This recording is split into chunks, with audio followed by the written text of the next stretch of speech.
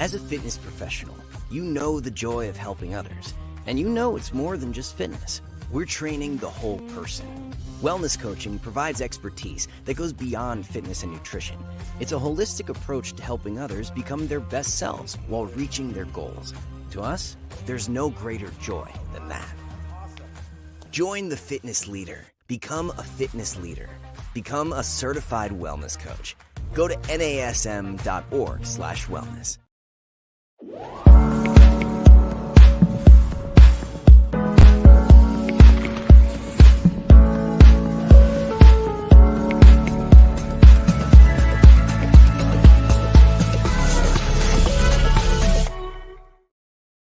Hey everyone, I'm Angie Miller, and I really appreciate you joining me today on Strong Mind, Strong Body. This episode is called Why We Make Bad Decisions and How to Stop. So, I'm going to deep dive into the world of decision making and explore why we sometimes make choices that are less than desirable and they lead to these less than desirable outcomes. I'm going to talk about some kind of hidden factors behind our decisions and some practical strategies for making better ones so that you can navigate life's challenges with better clarity. So, Mark Twain was said to have said, good decisions come from experience, and experience comes from making bad decisions.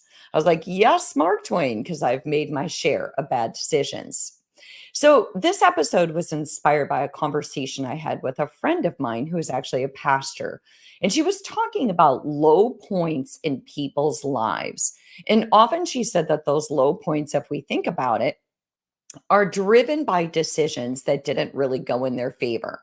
So we got into this big discussion about self-forgiveness and this saying that my mom used to always say, which was hindsight is 2020 vision. And that's that phenomenon of being able to see things more clearly after they've happened. So when you look back, you might see how a decision didn't serve you, but that vision is through a different lens. It's through a wider, broader lens where you have more experience and insight and where you had the benefit of seeing how it all played out and where it went wrong. So I've made some bad decisions in my life. How about you?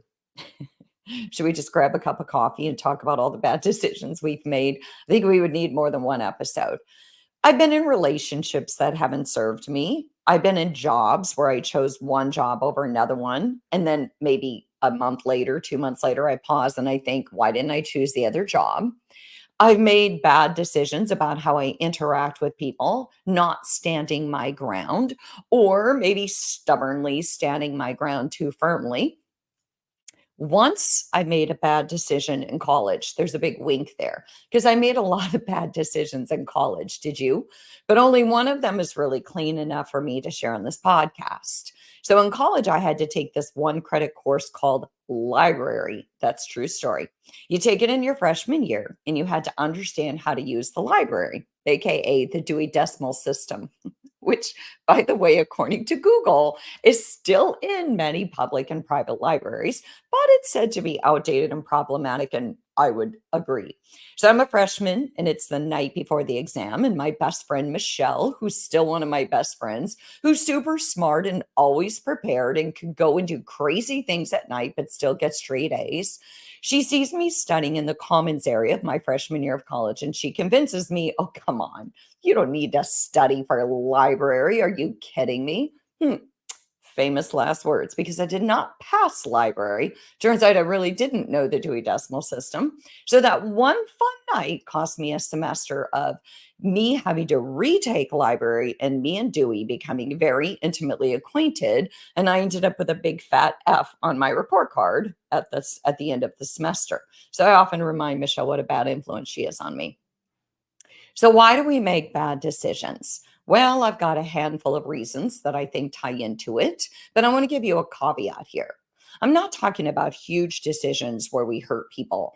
I'm not talking about serious decisions with very serious outcomes that affect others and cause harm. I'm talking about daily decisions, sometimes big decisions that we make that don't go as we expected, and how we can stop and pause so that maybe next time we can make a better decision. So, number one, our emotions. Imagine our emotions playing a role in our decision making process, especially if we are a person who really kind of functions from an emotional place. So, but let's face it, emotions are good and we should be in touch with them, but they can derail good decision making. Think about decisions that you made when you were super angry. How did that work for you? Or when you were going through a bad breakup, or you were in the middle of a life-changing experiences, or maybe you made a decision out of fear of what you want to avoid rather than potential for what you could gain. So, like maybe you pass up a job because you have imposter syndrome and you're so afraid of failure that you don't even see the opportunity to grow and learn. So our emotions can hijack rational thought and emote, and they can influence or bias us to act out of emotion versus reason. So it's that heat of the moment thing that clouds our thinking where we don't really act rationally. We can also kind of go off of impulse. Like, think about people who go to Vegas for the weekend and they think they're just going to gamble and they come away married. Well, I mean, some people that actually works. Or we went to Vegas and we got roped into a timeshare presentation. Go figure, but we didn't buy. But I'm straying here. The reality is that even in human connection and partnership, we can see all the good in someone. We can see the fun, we can rationalize this person all day long because at the end of the day, most of us do have some pretty amazing qualities. And we can feel the love and love how much we love to be around them. But sometimes we can overlook reasonable considerations like, hey, maybe they don't have a job, or they don't manage conflict well, or they have a lot of debt, and all those things that matter when we get into long term partnership.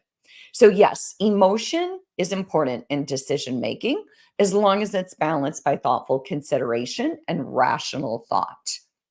So, because strong emotions like fear and excitement cloud judgment.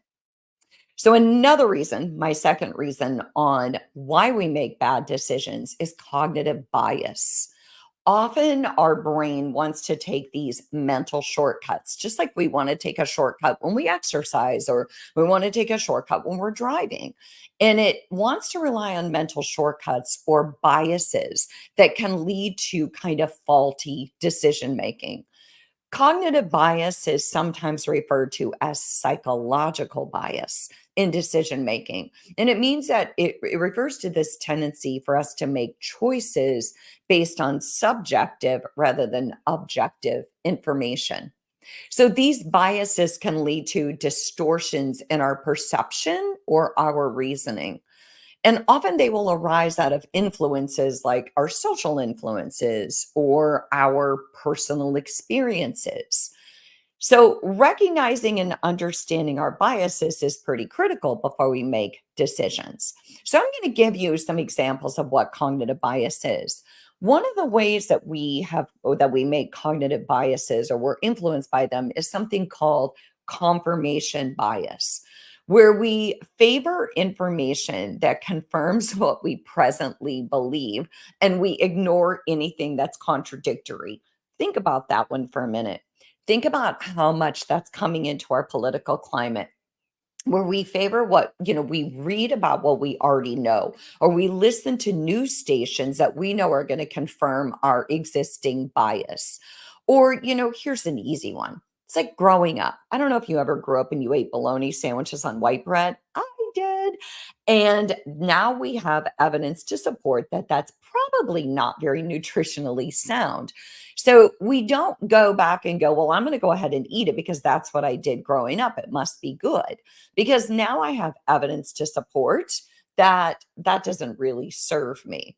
So again, it's like reading news articles that are going to align with your perspective, or maybe you want to break up with your boyfriend or girlfriend, or you want to make this decision. So you call the friend who is going to be like, "Yes, game on, do it."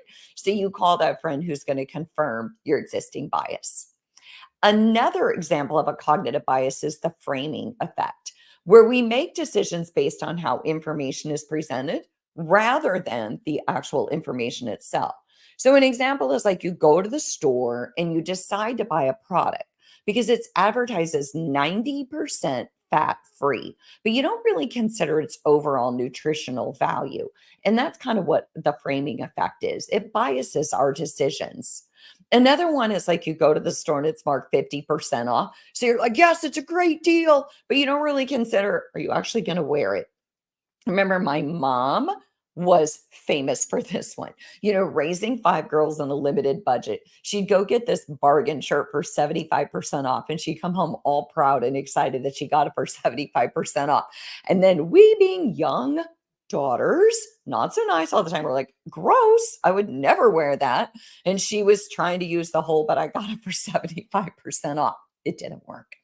So another cognitive bias is called the bandwagon effect, where we follow the actions or beliefs of others due to social pressure. So maybe we buy a product because it's popular. I had a bread maker back in the day. Did you? Please don't say no. Didn't we all have a bread maker because they were popular? And now everyone has an Instapot or an air fryer. My husband had to buy an air fryer recently because he's like, well, everybody's talking about them. I don't think he's used it yet. But anyway, another one is the halo effect, where it's another confirmation bias where we allow one positive trait or aspect of a person or thing to influence our overall perception or judgment.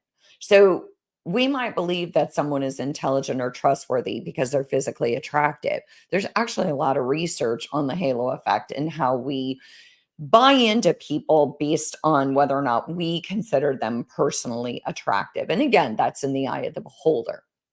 So that's just some examples of cognitive bias. So, a couple of the reasons that we make bad decision again is we follow our emotions only. We have cognitive bias. Another reason is decision fatigue. Sometimes we just make too many decisions in a short period of time and we don't have any more mental bandwidth. And so we don't make optimal decisions. Think about it. Like, have you ever said, I don't know. I don't care where we go to dinner. I'm decisioned out. I can't make any more decisions because sometimes we just have to, we get on overload and we lose perspective and we maybe have to start delegating the tiny decisions, or we have to prioritize the big decisions and let the rest kind of let other people decide that. And there's also, when you think about it, there's decision fatigue, but there's also decision paralysis. I don't know if you remember when you first got out of high school or college, and all of a sudden there's like, paralysis by analysis, where there's so many options where you can live, how you manage your finances, what job you're going to take, how you're going to start, paying off your loans, how you're going to start living on your own. And so that decision paralysis, sometimes we just have to step back and go, okay, today, I'm going to make one right decision, or I'm going to make that decision right. And then tomorrow I'll make another one. So, again, I'm Angie Miller, and I'm talking about how and why we make bad decisions and how we can stop. So, another reason that we make bad decisions, if you will, is short term gratification. Think about my library story. I took a night out over a semester grade. So it's when we seek immediate rewards over long-term benefits or outcomes. And ultimately, when we do that, we just don't make very good decisions.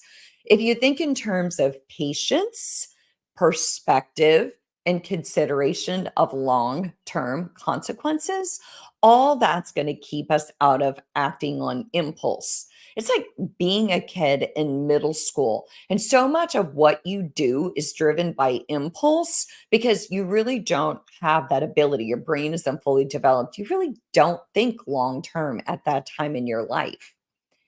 So, a few other reasons we make bad decisions is social pressure, right? We want to conform to social norms, and that can influence our decision making, especially when we're young, when we're in middle school, in high school, in college. But I see adults do it all the time. I see people go to work events and maybe they're in dry January, but they go to a work event and everyone's drinking. So they feel that pressure that they need to drink too because they don't want to be the boring one or whatever. So even as adults, I think we're susceptible to social pressure. And I think that's where we have to step back and remember our values and goals. Another reason we make bad decisions is that we don't learn from our mistakes. So, I learned from my library mistake. I never did that again throughout my entire college career. So, was it probably a good decision? Maybe, because I learned something and I would never fell into that trap again. But if we don't reflect on past decisions and mistakes, we can get into this perpetual cycle of making the same decision over and over again. So sometimes we just have to go to someone else and say, hey, I need some perspective here. And then we kind of have to adjust our approach. Another reason that we make bad decisions is a lack of information. I think we have to pause here and say, hey, you know what? Sometimes we base decisions on what we know today, but we only know what we know. So remember at the beginning when I said hindsight is 2020 vision. We can't go back and shame ourselves and say, why didn't I do this or why didn't I see that coming? Because of course we didn't. Of course, we didn't know what we didn't know. It's like me going back to my 20-year-old self and shaming myself for some of the situations that I got myself into. Well, I only knew what I knew when I was 20 something years old, right? So, last but not least, another reason why we make bad decisions is this kind of present bias, if you will, where we don't think far off into the future because we're so caught up in the here and now. Again, my library story, but also things like I'm going to go drown my sorrows after this breakup. And I'm not going to think about how I might have to call in sick to work and it might cost me my job or a day of income. Or another present bias is you get into an argument with somebody and you just want to be right. Doggone it, you stand your ground, you dig your heels in, and you need to be right. But you don't really think about the long term consequences of what might this do to my relationship if I always am right here in the moment and I always have to be right. Because that gets obnoxious, right? So I'm going to review those and then I'm going to tell you some ways that I think we can make better decisions. So, one of the reasons we make bad decisions is emotional influence. Another one is cognitive bias. Another one is decision fatigue. Another reason is that short term gratification. There's also social pressure, the fact that we sometimes just don't want to learn from our mistakes. Maybe it's lack of information, and maybe it's just present bias. We just want what we want in the moment, and we're just so caught up in that. So, I want to give you a few tips on how I think we can make better decisions, but I also want to give you one more caveat. In truth, if I'm to be honest, I'm often famous for saying, I don't believe in bad decisions. I believe that you make the best decision you can, and then you make the decision right. So it's not about making the right decision, it's about making the decision right. Sometimes I've made decisions and it's like, oof, that didn't work out so well. So I'm just going to have to do some pivoting, some turning of corners, and try to make the decision right because I can't go back and shame myself and I can't undo what's already done. So it really is just about re-navigating your territory and the road that you're on and trying to fix your decision. And I think first and foremost, taking accountability for it. So one of the ways that I think we can make better decisions is to first consider that indecision is the most crippling of all. I think sometimes indecision, we get caught up in it because we are so afraid of making the wrong decision that we don't make any decision. And then we get stuck in quicksand and it drives anxiety and even more suffering. I just heard a CEO give this big speech, and he said that people can adapt to change, but it's indecision that actually kind of makes people sick. It's indecision that drives anxiety and suffering. And I agree. So I think that sometimes we just have to make a leap of faith and we have to, based off of our experiences in the past, talk to good people, make a decision, and then make it right. So, another way to make better decisions is just to gather information. Make sure you don't get caught up in just, I only know what I know. Do the research, read the reviews when you're purchasing something, Talk to people you know who've made this decision, and then do the best you can and make it a good one. Another way to make, I think, more positive decisions is to set clear goals. What is it? What's the objective and the outcome that I'm looking for? And then weigh out all the options. And another one is kind of what I said, which is to seek feedback. And then last but not least, write it out.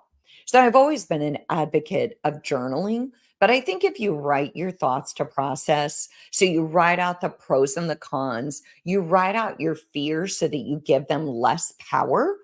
And then you kind of consider what are the possibilities to balance out those fears. Well, if I wasn't making this decision based on fear, what could be possible if I make this decision? What's potentially in my future if I do? And then if you see your thoughts on paper, you have a more objective perspective and you can kind of deliberate cost benefit ratio. And ultimately, you get clarity and confirmation about your decisions. So, those are just a few of the ways that I think we can make better decisions. Just try not to get caught in indecision for too long. It's okay to pause, but 2 years, 6 years later, it might be a little much. Gather your information, set your goals, get feedback, and write it out. So I'm Angie Miller. I'm so glad you joined me for Strong Mind, Strong Body. I love hearing your feedback. Thank you for emailing me, giving me your thoughts and suggestions, and I will see you next week.